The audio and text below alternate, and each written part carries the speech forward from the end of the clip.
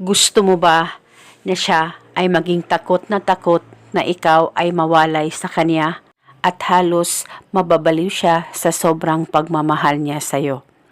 At ikaw palagi ang uunahin at first priority niya kahit anong busy niya. Basta gawin itong ritual na buo ang loob at tiwala mo. At isa itong paraan at isang gabay para makatulong sa relasyon na maging matibay at maayos ang samahan ninyong dalawa ng partner mo. Lalong-lalo na kung minsan mararamdaman mo na may kakaiba sa kanya at ikaw ay paminsan-minsan ay binaliwala na niya. Kaya ang gagawin mo lamang, una, kumuha ka ng papel at panulat. Isulat sa papel ang kanyang tunay na pangalan at apelido ng 5 beses.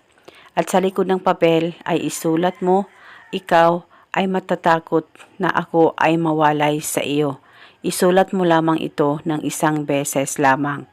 At pagkatapos mo na itong masulat, kumuha ka ng 1 butil na bawang, hiwain mo ito kahit ilang hiwa at saka ilagay ito sa papel na sinulatan mo.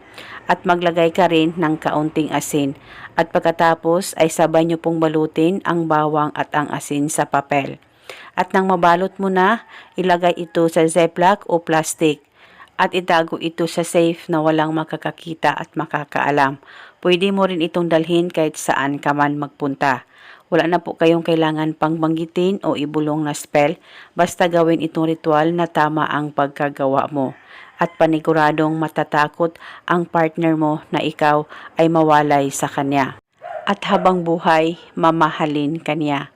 At itago o dalhin itong ritual hanggang kailan mo gusto.